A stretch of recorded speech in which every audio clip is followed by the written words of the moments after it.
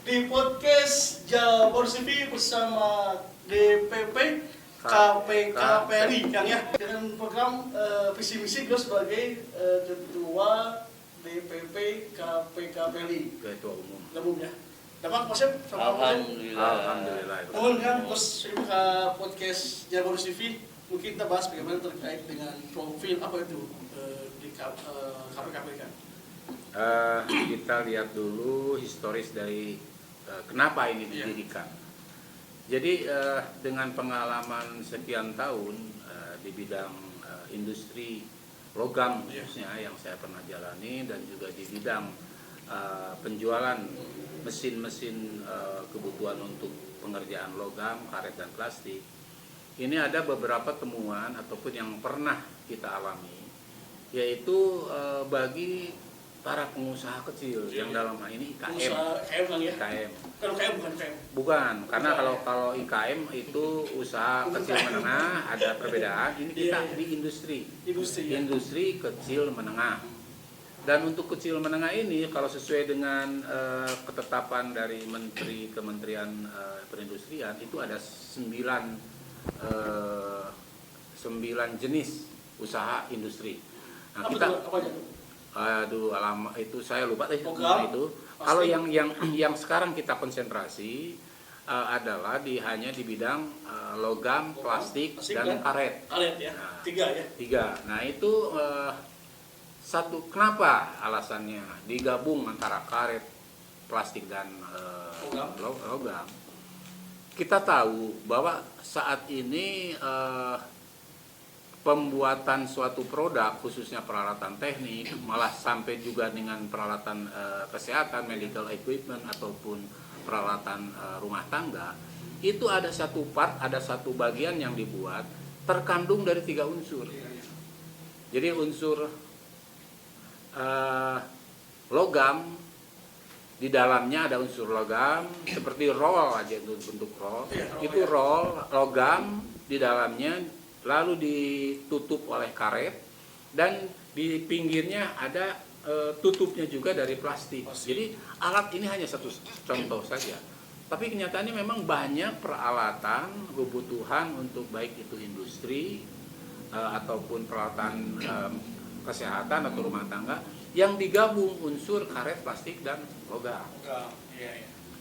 Sampai saat ini belum ada satu lembaga swasta atau LSM itu yang membuat satu himpunan atau kelompok yang terdiri dari para industriawan kecil yang memproduksi bahan materi dari logam, plastik dan karet. Nah, dengan pengalaman bahwa kita juga pernah mempunyai kegiatan usaha workshop untuk pembuatan logam, itu banyak kendala.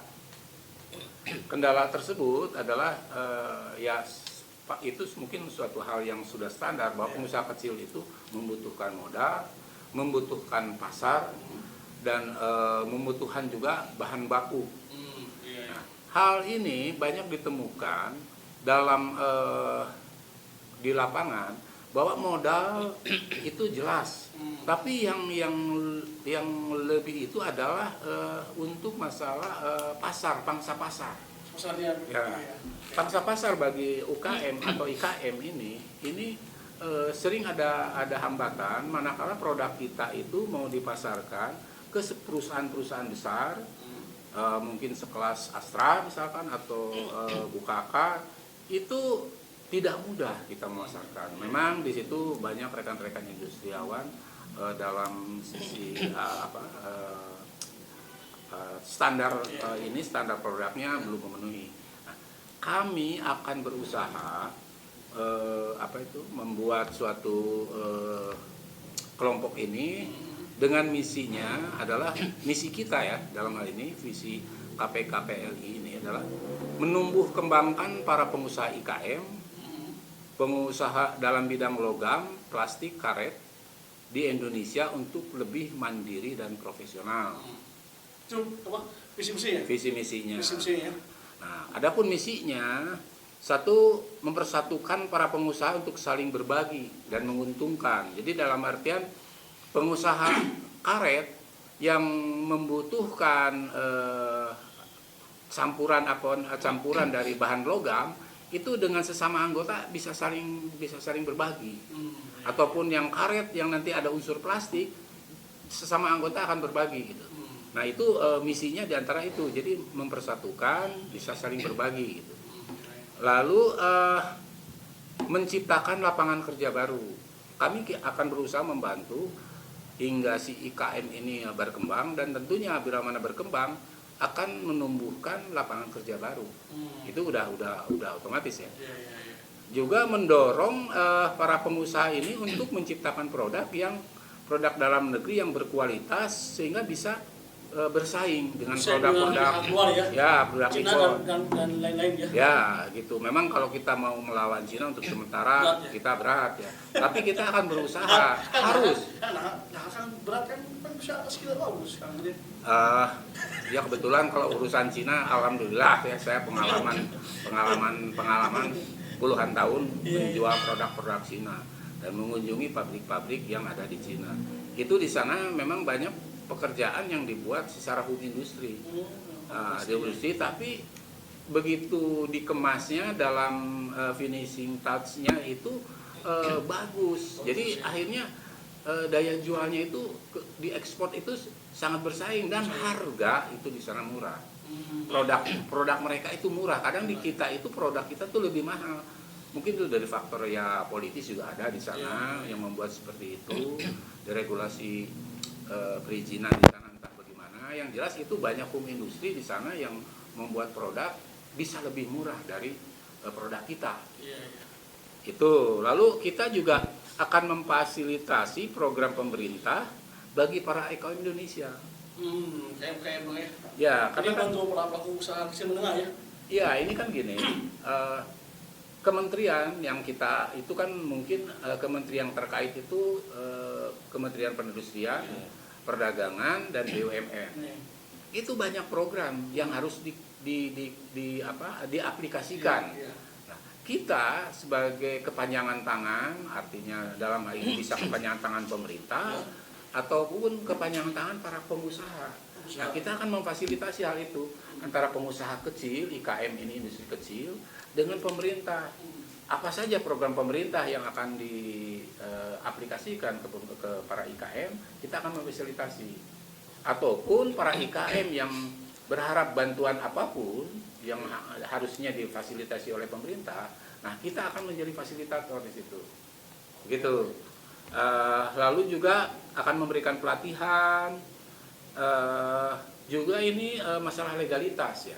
Legalitas bagi perusahaan IKM industri kecil ini harus kan saya boleh baca kan punya apa Pak? Ya ini menjadi permasalahan banyak. Kenapa masalah? Kenapa? Ya karena para industri kecil ini banyak yang malas untuk membuat perizinan. Ya, mungkin juga pertimbangan ribet atau pengurusannya tidak sederhana dan sebagainya. Juga mungkin biaya cukup besar bagi kalangan IKM ini. Nah ini akan kita fasilitasi. Nanti anggota KPI akan ke sini. Edukasi tentang selesai bikin PT nggak? Kita akan memfasilitasi, kita akan bekerja Free sama. Bayar, cuman membayar tidak seperti ini. Karena notaris tetap kan kita harus membayar ke notaris. Notaris ada. Nah, kalau masalah notaris mungkin yang aktenya itu kan harus. Wajib tuh Pak. Ya, itu kita akan memfasilitasi kepada notaris yang biayanya relatif lebih murah lah gitu. Nah, kamu selangkah berapa bikin PT kan? Hah? Berapa bikin PT angkanya? Saya belum tahu pasti ya, cuman mungkin estimasi mungkin kalau untuk CP berkisar ya 3 jutaan lah gitu. Bersama Asyum? Udah sama dengan NIB sekarang ya. NIB nomor induk berusaha. Tapi kalau PT mungkin bisa di silakan yang mungkin PT ke Pak Dirjen. 5 juta lah ya mungkin ya. Yang mungkin PT ini kita belum fixkan ya, itu hanya berkisar. Memang untuk pengurusan NIB siapapun sekarang sudah bisa mengurus online di ISS ya, itu lembaga pemerintah yang sekarang bisa mendaftarkan online, tapi tidak sederhana itu. Kalau sederhana itu jadi kadang rekan atau para pengusaha ini malas untuk begitu. Nah, hal-hal yang seperti itulah jadi kendala-kendala itu kita akan fasilitasi. Itu berapa mungkin PT? Seberapa PT? Hah? Seberapa PT? PT mungkin bisa 5 juta mungkin. Oh, murah ya? Iya, itu akan sama kami siup, pertimbangkan. Istilahnya sekarang bukan siup lagi ya, jadi ada NIB, nomor induk NIB, perusahaan. dan siup nggak ada kan? Di sana itu dalam NIB itu ada siup, di sini ada. Kalau dulu kan siup itu menguruskan ke dinas perdagangan di masing-masing kota. Sekarang itu udah disentralisasi oleh pemerintah di bawah BKPM dan koordinasi penanaman modal. Ada lembaga KSS yang di sana siapapun dapat online mendaftarkan. Tetapi kenyataannya banyak yang mengeluh itu tidak mudah. Karena online itu ya perlu pemahaman. Ya inilah hal-hal yang kecil ini, dianggap kecil ini, tapi berat bagi para pengusaha. Cepatnya murah ya, 5 juta. Itu hanya pertimbangan sementara ya. Saya 10 tak bikin. Ya itu. Mudah-mudahan kita bisa seperti itu. Oke. Nah, organisasi kita juga ini, walaupun kita baru tahun ini kita bentuk, itu akan direncanakan berskala nasional. Nasional ya. Dengan jenjang untuk tingkat pusat DPP dan ada juga tingkat wilayahnya nanti provinsi dan ada tingkat daerah kota dan kabupaten. Ya, itu sekilas visi misi KPLI. Oke. Pak Syep, damang. Alhamdulillah. Kan boleh sih sekum umum DPP KPKPLI ya. KPK PLI, kade ulah KPK. Apa yang tambahan? Kade ulah KPK. Ulah. KPK korupsi. KPK sekarang sedang ada di Jawa Barat. Lagi cek ke salah satu calonnya. Iya. Lagi ramai. Bahaya. Nah, Syep, gimana nih? Di luar itu aja. Terkait dengan apa dari DPP KPKPLI? Iya, terima kasih bisa kesempatan berbicara di forum ini ya, alhamdulillah. Ya di Jabar News TV luar biasa. Ya, insya Allah nanti kita sebarkan ke halayak luas lagi. Mantap. Jadi menyikapi mengenai pembentukan KPKPLI ini, saya kebetulan dengan kakak saya ini, Kang Deden yang senior di bidangnya sebagai ketua umum. Alhamdulillah saya juga dipercaya untuk menjadi sekretaris. Nah di sana saya harus membantu beliau mengamankan kebijakan-kebijakan beliau. Ya. Supaya ternaonnya. Bisikan itu kan dia gitu ya. Sip. Jadi KPKPLI ini memang didasari oleh rasa idealisme sebetulnya, kecintaan beliau yang sudah malang melintang di dunia industri. Jadi ingin beliau mendharma baktikan sisa kehidupannya lah gitu ya, seumurnya untuk bisa bermanfaat, karena orang yang paling bagus itu kan orang yang paling bermanfaat bagi orang lain. Nah, berdiskusi dengan kami dan rekan-rekan, maka kita bentuk yang namanya komunitas ini atau kelompok ini. Ya, gitu. Visi misinya tadi sudah diuraikan, skalanya kita insya Allah akan ke nasional, karena begitu digaungan saja teman-teman dari Sulawesi, teman-teman dari Kalimantan itu sudah pada respon gitu, siap untuk bisa menjadi perwakilan di daerahnya. Karena kita tahu bahwa sekarang itu era logam ya, era plastik, era karet gitu ya, dimana era industri itu menjadi hal yang sangat dominan. Kalau baheula zaman dulu kita zaman purba, batu, kemudian zaman kayu. Sekarang itu tergantikan dengan logam, plastik dan ini. Dan itu kita tidak bisa hindari. Kita harus bisa menyikapinya, bagaimana caranya supaya kawan-kawan IKM juga mendapatkan sesuatu yang lebih baik. Karena IKM dan UKM itu seringkali menjadi objek. Mereka itu kan kadang-kadang di masa pandemi, di masa reses, di masa dan sebagainya, resesi, IKM katanya penyumbang devisa terbesar, UKM menyumbang itu begitu kan.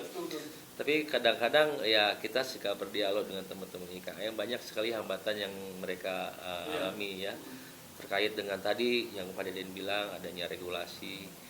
Jadi untuk bisa, contoh sekarang inilah di dunia UKM misalnya, kemarin pemerintah memberikan gambaran atau memberikan bantuan sekitar 2,4 juta kalau nggak salah untuk sektor UKM.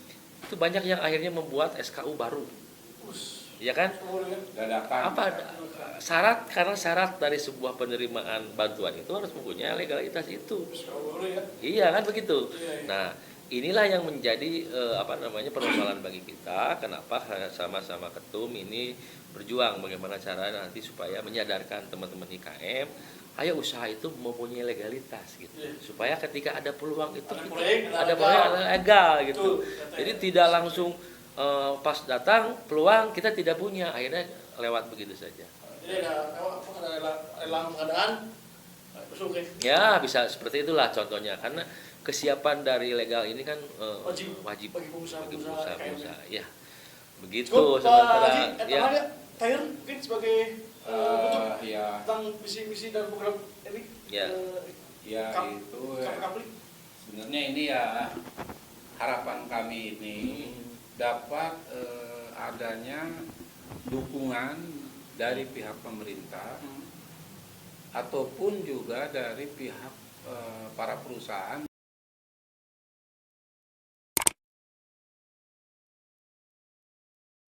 yang berskala besar, PMA ataupun PMDN yang dapat mensupport kami, karena kami ini adalah kumpulan para pengusaha kecil. Itu udah jelas industri kecil menengah. Nah, di sini yang kita perjuangkan itu adalah kepentingan para industriawan kecil, dan ini akan menjadi suatu keuntungan bagi pemerintah bila mana ini kita bisa mengkoordinir atau bisa memfasilitasi dengan baik sehingga program-program pemerintah bisa tersampaikan melalui kami. Dan para IKM pun anggota dapat memberikan masukan juga mengenai keluhan selama ini itu apa saja, kendala-kendala yang dihadapi di lapangan. Saya kira itu, jadi mudah-mudahan yang dalam waktu singkat ini kami akan segera melaunching program-program. Dan sekali lagi kepada pihak pemerintah pusat, kementerian di tingkat nasional maupun pemerintah daerah khususnya Jawa Barat di sini dapat mendukung kami sehingga terwujud harapan para pengusaha yang menjadi anggota kami. Demikian mungkin Kang statement closing statement kami. Begitu, terima kasih hatur nuhun kepada Jabar News TV. Mudah-mudahan kita ke depan bisa bersinergi. Insyaallah. Ya. Pak Syed, Sami. demikian kita podcast dengan DPP KPK Pli. Wassalamualaikum.